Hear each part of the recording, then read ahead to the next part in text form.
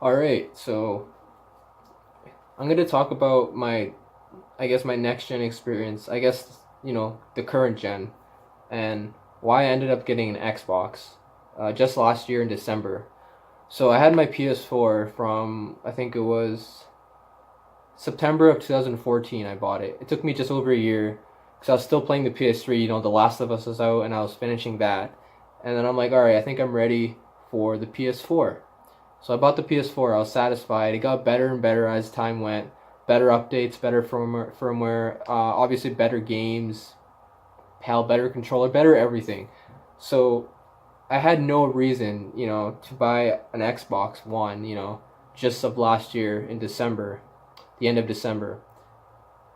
As gamers, we get tired of this, I guess, of one console sometimes. And if you have the money, you want to get a different console. And even though you might know that it's not the best console and it might not have a lot of games, you just kind of want to buy it for the couple of games you haven't played yet because you can't play it on your main system, which in this case would be the PS4. So I bought an Xbox One, in December, and it's just been sitting there collecting dust. Like I knew that was going to be the case. I mostly bought it for Gears of War 4 and also Gears of War 3 so I can go back and play the third one because I didn't play it.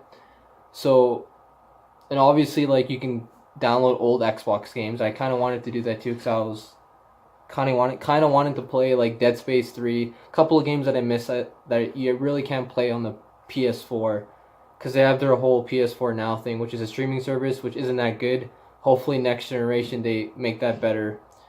So, long story short, I think the PS4 is still the best console. I mean, Sony's won this generation. They could literally do nothing, and just come out Spider Man in September, which that's gonna happen, and they can leave it at that. And I don't know if Microsoft's gonna try to play catch up this generation, or they're just gonna give up and just wait till next generation because Sony has won, and like I said, there is no point of me getting an Xbox One this generation. I still did because, like I said, I had the money laying around, and I'm like, why not, right? I can get the Xbox for their exclusives whenever that comes out because like I said, there's not real exclusives on the Xbox. You can play them on PC, but like the games that I basically can't play on PS4, I buy on the Xbox One. And right now I have Gears of War 4, Gears of War 3, and Tomb Raider, whatever, what do they call it? The Rise of the Tomb Raider, yeah. And I beat that, which is also on PS4, but I bought it for Xbox. I'm like, I have to buy some game on here. I'm not gonna just let it sit here. I usually just use it for a console to watch videos on. It's just like, what does Microsoft have? Like, I don't understand some of the Xbox fanboys and their logic. This generation is so clear to everyone. I think anyone that has both systems or has played both systems, it should be clear to you that they have nowhere to go until next generation. The only way they can proceed and get out of this mess is to leave the mess and move on to the next generation. Whether they come out with another Xbox before the PS5, which in this case I don't know what else they can do. It'd be the smartest move, maybe even a few months before. But as far as Sony goes, they don't have to do anything. Like, not only do their games speak for themselves, but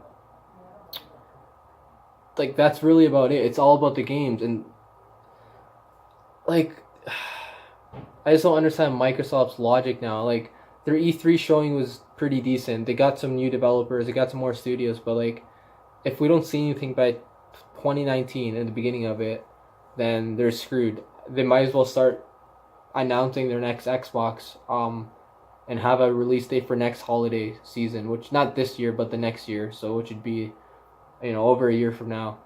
Sony with the PS5, they can just continue getting more games and better games, and maybe coming out with Horizon Zero Dawn 2. I think that'd be a good exclusive to come out with Horizon Zero Dawn 2 for the PS5, which would be amazing. They can continue their series. The Last of Us, possibly Last of Us 3 would be on the PS5, because Last of Us 2 still will come out. And they have all these series like Death Stranding. They're probably going to get more of those. It's going to be a series most likely. So there's just so much for Sony to look forward to.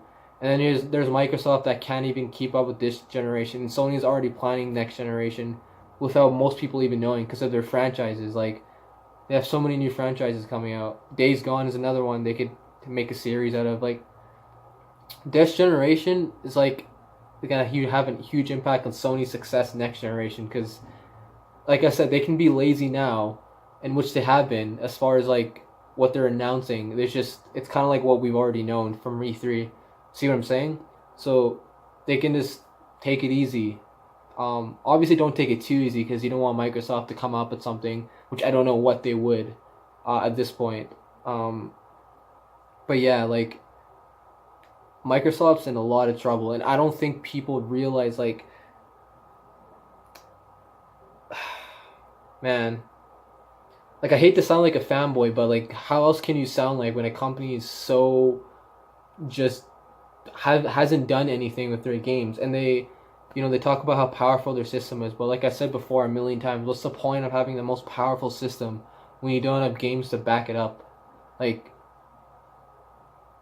they could be ahead of Micro or Sony so much if they really tried, and if it was games they were focusing on from the beginning, but that's not the case.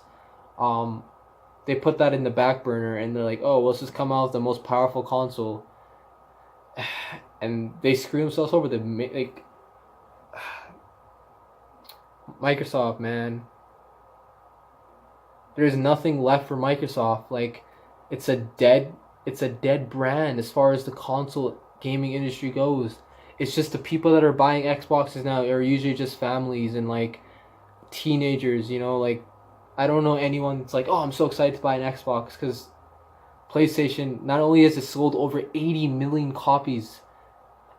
Can you believe that the PS4 has sold over 80 million copies worldwide? I think probably Microsoft's in the 40s. I don't know. Um, so not only are they better in games, but they're obviously killing it in sales. Not that that matters, because sales at the end of the day, as you know, last generation Microsoft was succeeding for the most part in sales. Still, Sony won over the game factor. That's all that really mattered. But in every single way you can look at it, Sony is better. Even if you say the Xbox One is a bit more powerful, there's ways that the PS4 Pro is actually better than the Xbox One also. Scorpio, that is. Or the X, whatever you want to call it. But yeah, I had no reason to buy an Xbox this generation. I just happened to buy one because I had the money laying around. Like, and it's the Gears of War Special Edition. It looks pretty badass, so I'm like, I'll buy it. I'll keep it. So I haven't sold it yet. Maybe I will. I'm not sure, but Microsoft is dead. I don't know how many more times I can talk about this. Um, and I want to say good things about them, but until something good happens, besides the E3 showing was pretty decent and announced some cool things for their studios, but other than that, it's a wrap. Sony just needs to take it easy. They won this generation. Wait till next year, see what happens. But until January, Sony's gonna keep winning. Microsoft's keep getting it, gonna keep getting buried. So, yeah, peace out.